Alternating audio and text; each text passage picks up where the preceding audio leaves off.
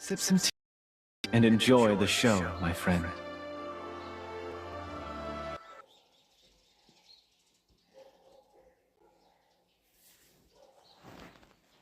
To spawn back in, and this is a potential for them to crack open the base up against CLOUD9.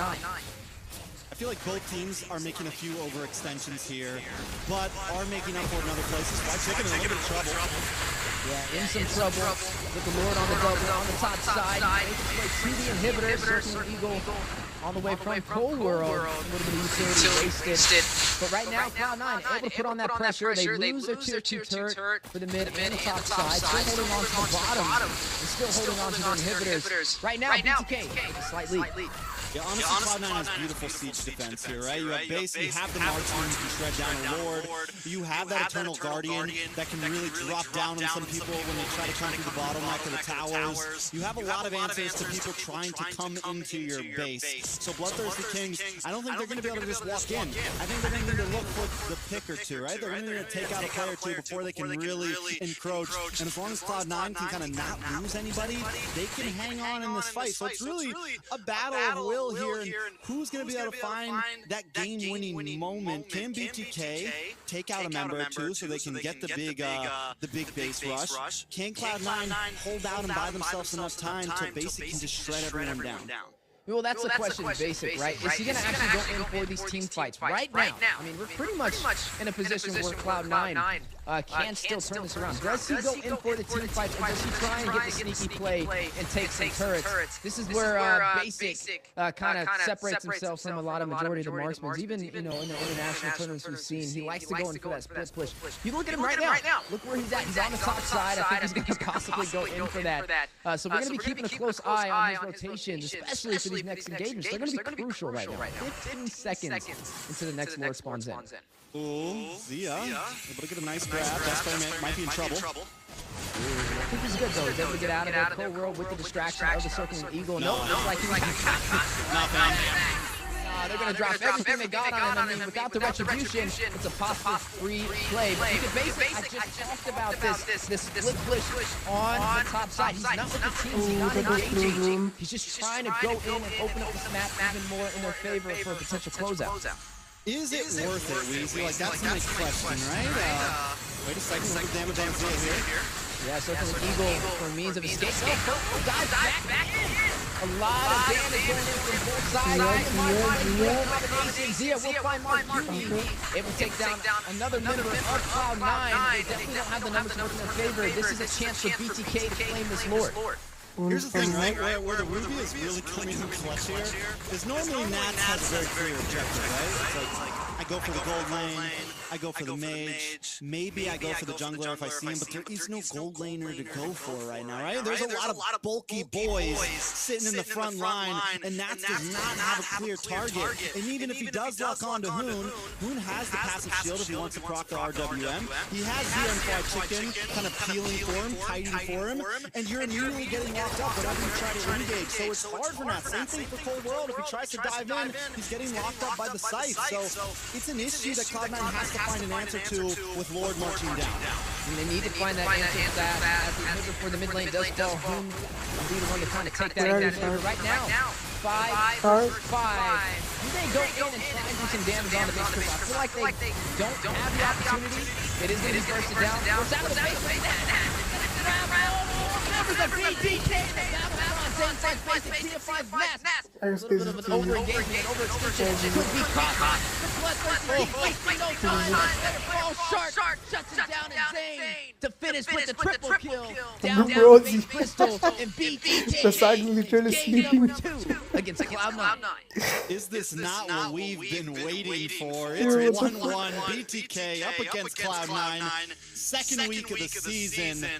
And I'm sure there was a lot of people wondering what was going on with BTK in game number 1. Well, they just showed you they were ready for game 2, and they did it the same way CLOUD9 did them in game 1. They took it with a very clean fashion. Now it's a game. Now it looks like we could go the long haul, and this is what we wanted. overall, I gotta say, mobilelegends and the Julian was very clean. He had the support he needed. He was able to output the damage. Zia as well on the Ruby started really outputting, I would say, but 5-0 and 6. mobilelegends, Julian, Assassin. How we feeling about it? Oh man, I know the crowd is going wild. Like I said, I like a match of ping pong. I like to see it be a little bit more of an even setup, and that's what we're seeing today. BTK went back to the drawing board, and they found an answer for CLOUD9, and now CLOUD9 has to do the same exact thing. Do they have that in them to be able to turn this back around and have the momentum boost for this series? Both of them tied 1-1, which means they're sitting in that #1 position still with an even matchup. Now we asked the question about basic, right? Split pushing that late in the game instead of team fighting. I mean, he didn't have a single kill on this quad, and this is technically late game quad, right? He had everything he needed to be able to dish out that damage. Yeah, they were slightly behind in the turrets, but I feel like if he could have just played a little bit more with the team, it could have tipped the scales a little bit easier to win those team fights. But instead, trying to take the turrets, I feel like it's a little hard when it gets to those situations. But it's starting to become a little bit of a repetitive pattern. I think maybe for game number 3, if he's in that situation, try the team fight. See how that goes and see if it makes a difference. Because right now, every time that split push goes out, it just doesn't really seem to work in his favor. It's tough. I mean, don't get me wrong, Cloud is a shredder, but he's not the shredder. So it is a tough position. And you know, there's not really much excuse for communication, right? They're all in the same room, so I gotta think that the whole team was okay with what he was doing, right? I don't think it was just like a basic making a basic move in general. I think that was the idea. They also had a very tough time engaging on the composition of BTK. So what could he really do in those team fights? I think maybe they needed a bit more time. But I don't know, man, it's a hard call to make. But overall, mobilelegends MVP on the Julian. Now, I was reading the chat a bit. People were not happy with the Julian pick, but mobilelegends showed up on it this game, 5-0 and 6. Look at him, just smiling at the chat right now. Letting them know. That's my Julian. Letting them know. This ain't just anybody's Julian. That's Julian. 1-1 on the scoreboard. You love to see it. You never know which way it's going to go, and that just shows you that North America's in great hands with some of these hot prospects in this NACT fall season. I gotta say, another big thing is we saw in the last game, Mark Cutie and Cole World had control of the mid lane, and they just had pressure on BTK's side of the river the whole time. This time, Shark and Hoon step up their game a bit. They get that, remember that first pickoff? Shark got the big knock-up. The flicker, he was in the mid-river bush, flickers to enemy jungle bush, gets that first pickoff, and we immediately see them kind of reverse that pressure, and I think that's going to be... Shark got the big knock-up. The flicker...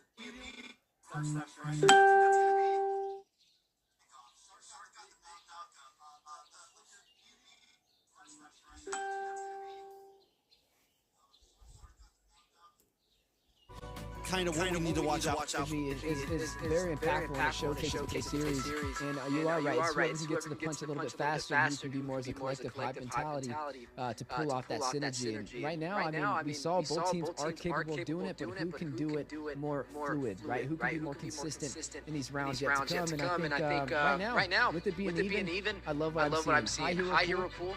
Three-dimensional drafting. I think even when Zane pulls out something like Julian and everybody's down and shows the world that, hey, I have a plan, and the plan shows to work. So we just let the pros be the pros, and we're here to witness the greatness. And right now, greatness is in the making between these two teams.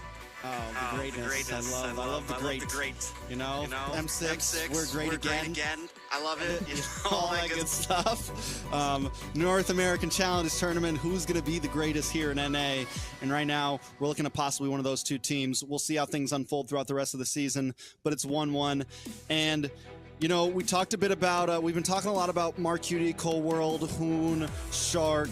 This time, we mentioned EXP lane in the very beginning before this series started, and Nats kind of gave White Chicken the business in game number 1. But this time, White Chicken responded, man, and I'm at a point where I'm wondering, do we think it's just hero matchup? Like, is one of them clearly better than the other, or is it going to all come to who gets what in the draft? Because it's kind of feeling draft when it comes to these two players. Last time the R-Lot went to Nats, he was given work. This time, White Chicken gets the R-Lot, and he was putting in work.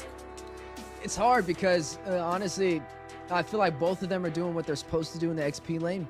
I feel like it's the tank mage synergy that's kind of having a heavy swing on how they perform over there. Being able to gank, being able to get those turtles is what is being more the difference. Like Zayn being invaded on his jungle, I feel like is what kind of led to C9 winning in the XP lane in game number 1. But with game number 2 with the Julian, we didn't see too many invasions. And not too many times we saw Zayn not able to get his orange, his purple buff. So you didn't really see Chicken struggle too much in that lane when Zayn was comfortable thriving. So I think tank mage synergy is what really kind of dictates that, at least for these two teams. Speaking of these two teams, we are now jumping into game number 3. An even trade for both sides, 1-1 in this series.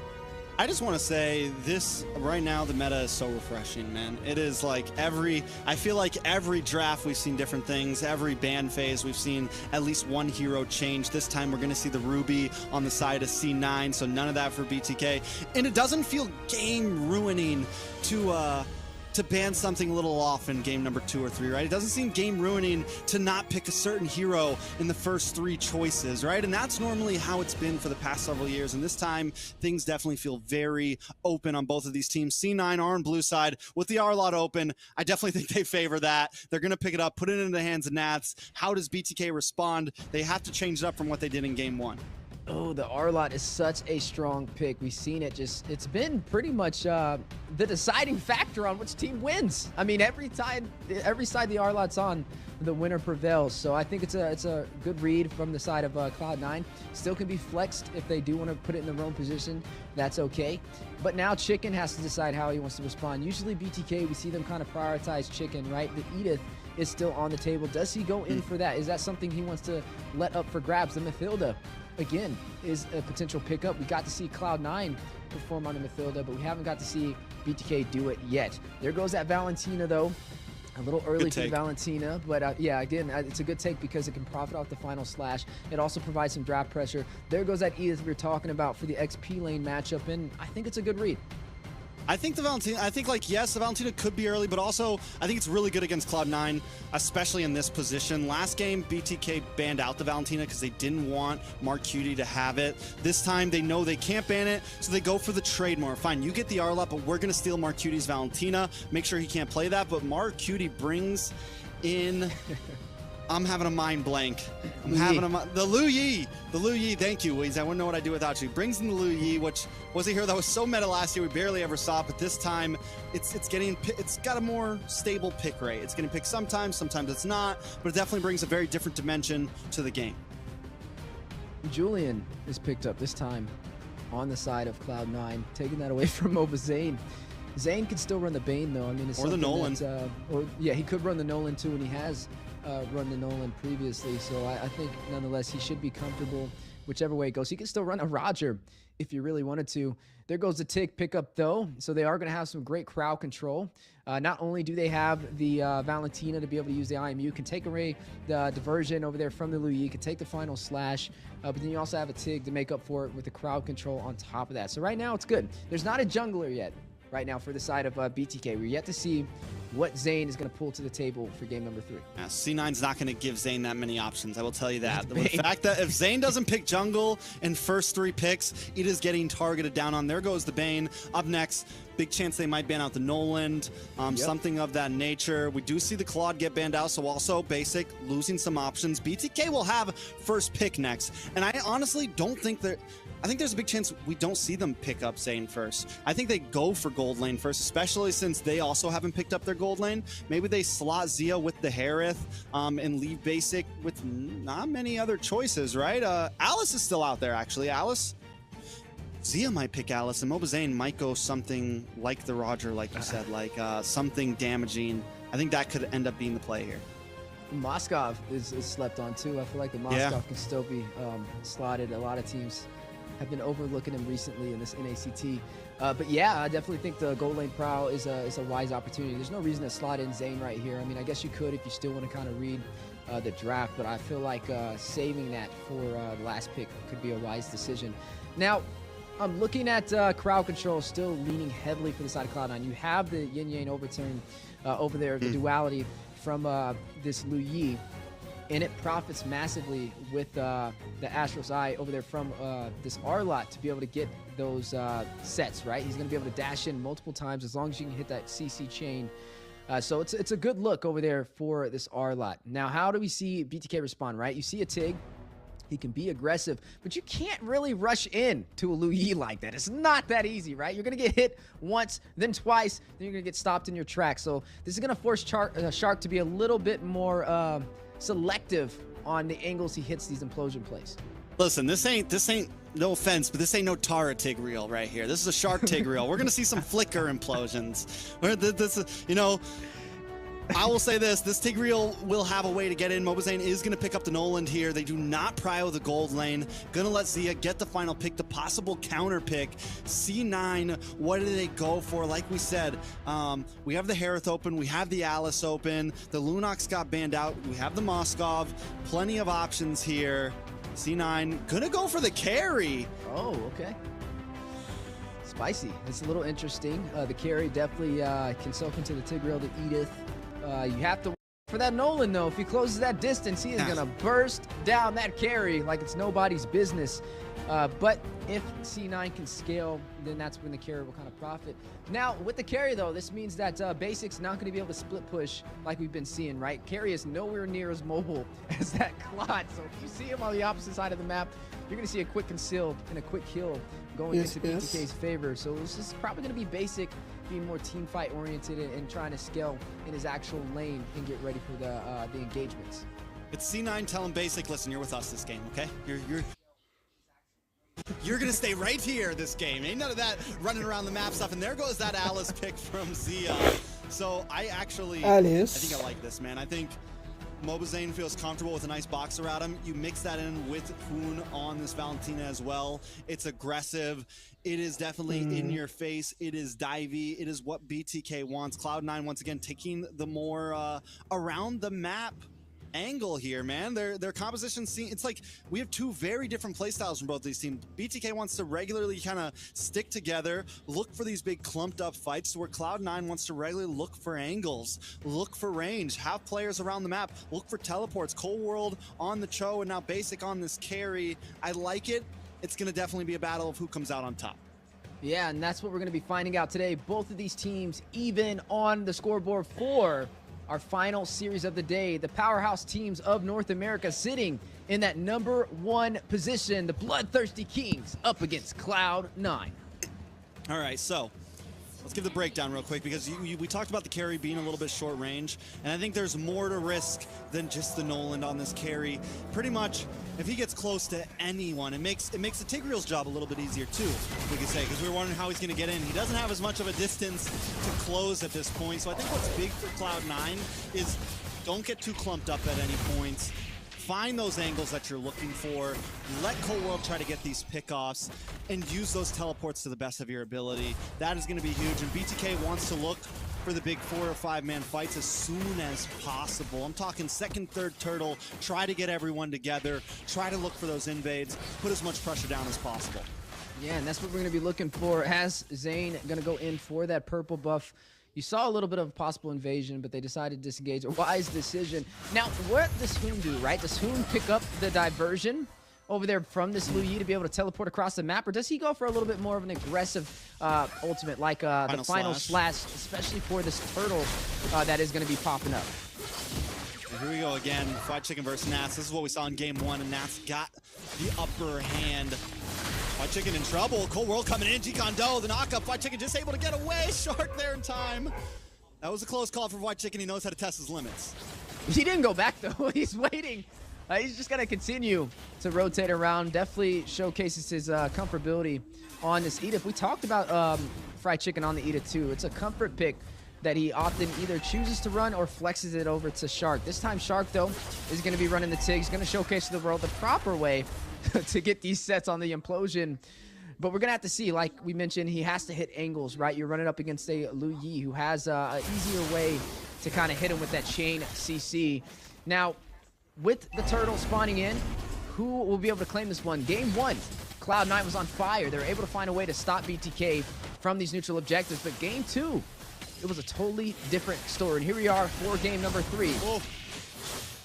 Big diversion comes in, able to drop C9 with the airdrop shark, and a little bit of trouble. Hoon now moving on to Nats, best player, able to get the turtle, and Cloud9 backs off. They got the objective they came for. A well play of the diversion. I think as long as Marcuti doesn't get stingy with them, just keep using them, man. Every time you have them, use them. I think that's what's important for a lot of Blue Yi players. I think sometimes they're a little too stingy on those diversions. Yeah, and that's what I was going to ask, right? How is he going to use these diversions? Is he going to be aggressive early and use them for kills, or is he going to be there for placement to make the team uncomfortable? Speaking of placement, though. Ooh. This time, White Chicken getting the better of Nats in the top lane. I like it, man. We're wondering. Oh, the Cold World's like, not today. White Chicken goes down. This ain't a 1v1. This is a 5v5. My man slid on him. He slid on him on the top side. Nats wasn't even phased. I think he planned the whole thing. Very possible diversion might be coming. Cold World able to get repositioned, and this is where I think the diversion is really going to come in clutch. They're just going to be airdropping Cold World all around the map so he can find the angles we've been talking about. Cloud9 holding down the game with a 1,000 gold lead right now. Yeah, 1,000 gold lead. I mean, that's pretty decent, especially only being 3 minutes in. Implosion. A lot of damage. Cold World bites the dust. Hoon able to get the kill, tying it up 1-1. Still 800 gold lead for Cloud9, but BTK showing they still got something. Oh, where is your cam, Yeah, bro? 1-1 with both sides tied up. I mean, you did see the first turtle go over to Cloud9, giving them a slight advantage, but BTK still on their tail, and even And the site is really between both of these relaxing. teams. Shark, though, taking a little bit of damage. Hoon catches some as well in the mid lane. Right now, Zane, we got to see how he kind of performs on this Nolan. Look at him, ready for some burst damage. Spotted out, though, by Cold World. Oh, the way the Dragon does connect. Cold World gets stopped in his tracks, though. The fracture locks on to Cold World. Hoon, White Chicken coming out from the backside. Cloud9 know they're there. They're going to back off. Cold World keeping tabs, though, and he has kept tabs this whole time. Watch for that divergent play. Around the side, Mobazane forced to run away. They're on the fight for the purple. Nats with the final slash. White Chicken with the primal wrath. Able to dodge back. Shark looking for Marquis. White Chicken going to flicker in. They're going to walk down. Nats brought low. Best player taken out. Nats going to be next. White Chicken with the revenge kill. Now Mobazane up against Marquis, but Marquis gets the duality. Marquis is dead. He's going to pay a slide for it, but that is a good trade to help save the day. Still, though, Yo. 4-2 if Marcuti goes down here, and he's just playing with Marcuti still up. Marcuti still standing, finally taken out. Hoon gets the kill. It's 4-2. BTK finally finds the lead. No, he's buying time, though. Look at the top side. Basic. Able to take all the gold plating off of that turf. Bot lane, though. Damage. Zia should be okay. Able to dodge the enhanced chains, able to flicker flowing blood to the side, and he keeps going. Zia on fire, takes out best player. Nats is trying to clear the wave. Zia not done just yet. They're going to move on to this turtle now. No, but Cloud9, they win that trade. Oh my goodness. I don't know if they win. Yes, they get the tower, but they lose jungler. Now they lose Nats as well. And if best player keeps falling behind, it is a good trade for BTK because Mobazane's gonna have the advantage when it comes to these big objectives. Best player is back on the map. Zane can get a level lead. It's gonna be huge for them. Another turtle going in the pockets of BTK. Yeah, great turtle for their side. Cold World with the G Kondo out to safety. With that turtle secured, definitely an overall great trade for the Bloodthirsty Kings. A good read, though, from Basic on the top side, making the most out of the situation, at least able to find a trade-off by taking a turret. But on the bot side, they find a turret as well. So BTK still leading the way with a minor advantage. Yeah, CD9's got to think about it, right? And Basic, he hasn't taken a death yet. He has gotten the gold lane treatment. He's been able to farm. He's gotten a bunch of gold plating, a bunch of minions. He's gotten a tower. Let's take a look at his items. He's honestly not that far ahead of Zia, though. Only 300 gold or 350 gold, 400 gold. He's got his second item locked in. This is where we saw him at last game when we were wondering when he was going to get involved. And look at the damage. Best player taking out the pick potential from BTK right now. The Cold World looking for a pick of his own with the way of the Dragon. Unable to lock on to Mobazane, though. Mobazane still gets back, and now it's the response. Nats goes down. BTK on the chase. Marcuti gonna be next. Cold World falls as well. It's a 4-man wipeout along with a tier 3 in the mid side. They want to turn it into a tier 2. BTK not stopping. Yeah, Basic with the split push on the bot side is able to take that turret. But the mid falls, which means BTK will have an easier time invading onto the side of Cloud9, which is going to push them even further back on their side of the map. You're going to see Blade of Hephaestus picked up by mobilelegends for some initial burst damage upon contact, which is something they're going to have to watch out for as well. I mean, you've seen the burst potential, right? Zane just bursted down. Best player off to a rough start on this Julian. 0-3-0. Highest kills in the game right now is going to go to Hoon on this Valentina. You know, he locked it in early. We said, was it a little too early? Looks like it wasn't, as Hoon is profiting and kind of dominating a mid lane menace in the making for game number 3. Yeah, I think the Valentina pick was so clutch to take from Marcuti. Marcuti really thrives on these aggressive, highly mobile mages, wants to be able to get in your face, wants to be able to output damage, and honestly, something as slow moving as the Lu Yi, yes, it has that divergent, but there's no dashes in that kit, right? There's no finding those angles in that kit other than teleporting, and that's only coming every minute or so. So I think right now, that's where they're kind of falling down, and I talked about it in the very beginning. The mid lane is going to be crucial in this matchup. Marcuti and Cold World up against Hoon and Shark, and right now Hoon and Shark are making the plays happen. Yeah, the mid lane tank matchup, the synergy is what's going to make the difference between both of these teams. In BTK, like game number 2, it seemed like it's the same story for game number 3. We need to see Cold World get a little bit more setups. Marcuti find a diversion play to keep BTK on their toes, pressure them across the map, maybe even help Basic split push at this point. But right now, BTK, they're comfortable, right? They're invading very heavily by taking that turret in the mid lane and may be able to take a tier 2 if Basic and Nas are not careful. They're going to look for the repositioning. They Alice. The bottom side, look for the pick on. That's going to be a hard gold laner kill. They're like, wait, no. That's an Alice, 206, 9 minutes in. I don't even know if all of us can take that down. You have the flowing blood as well to be able to flicker back. I mean, and this just goes, man, Zia has improved so much. I just can't stop saying it enough. Zia, man, from gold lane, now picking up fighters in the gold lane, just has really become one of my favorite players in NA overall. Has really become a monster and is just showing so much on the field in the Land of Dawn. Yeah, I mean, he showcased that Alice in their debut up against Ghostly Nighthorde and dominated with it. And now, maybe the same situation on the opposing side of the gold lane, though. Basic, yet to really showcase the team fight potential we're looking for, right? We see a lot of the split pushing, but we're yet to see him have a heavy impact. Yes, he's running on this carry. Takes a little bit more time to kind of scale and have those items necessary. He did pick up the DHS, though, so he should be able to chunk into the heavy HP pool over there by the side of BTK. The best player, man. He's got a target on his back right now, and BTK know that they can burst him down.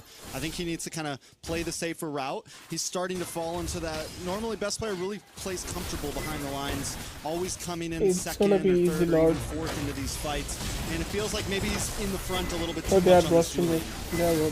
Well, speaking of the front, Basic now in the team fight, full 5v5 on the way. Lord, very low. Yeah, mobilelegends able to take the lore, but the fight does not stop there. Big implosion, locks on, push back. Best player in a little bit of trouble. Able to just dash away though. Able to survive. Cold World also misses a G-Con during that fight. Unable to get the big pick, and as long as they don't get those picks, they're in trouble. Nads gonna get fractured, shattered, taken out. mobilelegends with another kill into his pocket. Yeah, he's racking them up right now. He's definitely doing a great job on this Nolan. Where's Momo Not Panda, the same by the story way? for best player, though. Not able to find that opportunity. G-Kundo and the way of the dragon. Good kick. Basic able to shred it down. We're starting to see the damage lock in from Basic as well. Wondering if he's got, I mean, I'm sure he's got his third item locked in. Wondering what he's picking up for his fourth. Yeah, he definitely should be scaling through this time. I mean, I'm pretty sure he picked up the golden staff already. I mean, the later this game goes, I guess it could work in Basic's favor. At least he's running a late game marksman. Not to mention they have Marcuti on this Lu Yi. is not the easiest mage to push into and siege the base crystals. The siege, look at Chicken. Look at all the crowd control. Barely can move, and best player taking him down. Yeah, they're able to get two pickoffs there. I mean, that's big for Cloud9. In their defense, they find Shark, they find Fried Chicken now. BTK need to kind of hit on the brakes a little bit, or else they will have the opportunity, especially in some of these tight-knit corners where Basic can just kind of hang out and fire free shots. One of my issues with the carry in this composition, let's take a look at the item. He does have the Trinity locked in. Looks like maybe we're going for Rose Gold next, or Malefic, something of that nature. Basic gets shut down on a Hoon. The killing spree. Wounded. That's huge. Shark in trouble as well. Another pickoff over to C9. Double kill. Does C9 come back? If they stay tight like this, it's going to be a problem. Yeah. A little bit of trouble as well. Let him cook. Yeah. Gets a lockdown, the final Oh, slash. Gia? Still untargetable. Pops Okay, one to but still falls. An unstoppable kill for his Basic. He's 5-0-0. He's online right now. Zane, if they spot out Zane, man, it would be bad, but they're going to go ahead and focus on taking this turret in the mid. A great opportunity to turn this game back around in his favor. We talked about it, right? Basic being a ticking time bomb. The way the dragon. Oh, that's going to be another kill. That's an easy one. Best player gets it this time. Mobile Zane Legends. comes in, Oh finds no, Marcuti. Zane, what are you Drops for it. doing? Best player with a double kill. That's a quick catch-up. Cloud9 back on the map. The map is looking blue. The goal deficit has decreased, and Cloud9 are back in the game. Basic now has 5 kills on the carry. Scary carry in the making right now. Definitely going to have to keep a close eye on him. BTK, they cannot sleep on the damage that he stacked up with those core items. Speaking of BTK, now the tides have turned. He just picked up the Malefic Roar, so now he also has some physical penetration. Able to catch Basic there. He does dash back. Pumps speed light wheel. Basic still able to get the outplay. He's on fire. Nas takes the kill, but Basic does the damage. Hoon able to back off and look at the divergence from Arcute, able to get into the middle of the map. They're rushing down. They're looking for more towers as Lord is back Okay, I guess on the it's map. 2-1. This could be a big jump ahead for Cloud9. Yeah, massive advantage. The Lord should be theirs for the taking. Winter Crown picked up by Marcuti as well. Tier 2 on the top side will fall. Look at the Lord quickly being burst down. The separation of responsibility from the side of Cloud9, focusing on several objectives all at the same time. A mistake, a misstep from the Bloodthirsty Kings, a major upset to be able to turn this back around in Cloud9's favor. Now, BTK's not too far out of the game yet. They just got to find a way to shut down Basic. He is stacked now. The man has every item necessary to burst down BTK. They have to find a way to isolate him and pick him off. I don't know if there is a way, as long as, so Cloud9, normally, like we've been saying, they take these wide approaches to the map. Even when we look at them right now, you look at the mini-map, they're very spread out. But when it comes to these team fights, as long as they box up, which wasn't what they were doing at the beginning, but now that Basic is online, as long as they box up around him, they are good. They have the Cho, who's very similar to the Kaja combo with the carry. You lock him down for a second, you shred him. And that's pretty much what they're working here, except it's a final slash or it's a way of the dragon, and they're able to pull it off well. And here comes another way of the dragon, locking on. Basic gonna unload the final slash. Zia taken down. Lord blasting through the door. Fried chicken, looking for trouble. Okay, that's down. Best player finds another one. Nats able to take out Zane. BTK getting shredded. All they gotta do is lock on the base, and Cloud9 take game number 3. Chicken, why did you feed? Cloud9 able to make a match not in their favor, work toward a victory, shuts down the Bloodthirsty Kings and leads the way 2-1 for game number 3. Trex, man, the fans are going wild. We're going wild on the desk. What Is this gonna be 8 games? Game. BTK, they need to find answers. Cloud9 That's gonna be a long to game. claim that game. Cloud9 buy enough time and they stick in there, and once there is blood in the water, they got him, man. It was, I mean, the moment we saw Basic, the moment we saw Cloud9 just start to group up and cover Basic and find those little pickoffs, they were online, and I don't think there was a single thing BTK could have done. Zia was unable to make a big play. They lost their big damage opportunity. They didn't have enough CC. They didn't have a really way to engage past the final slash.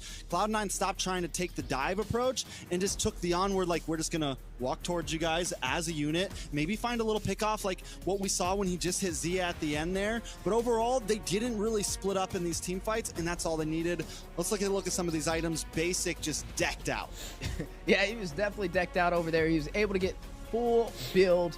I mean, I was wondering, right? There was a moment when he was just kind of cold. He was just sitting there, not any kills, just trying to farm, trying to get you need to get up, bro. You need to get up. You need to play seriously. He came alive. I think this is not a ranked game, bro. Possibly where they need to continue to thrive. Bro's right? literally Keep them a little bit sleeping more active in these team while fights. playing Yeah, you a can throw a team tournament. off here and there with a split push, but you can't have that be your overall game plan for every single match. Now, back to the drawing board for the side of Bloodthirsty Kings to turn this back around in their favor. 2-1 on the scoreboard. How are we feeling? It's 2-1. It might end up 2-2. Might be what we were all waiting for. We might see our first Game 5 of an NACT this season. It is back.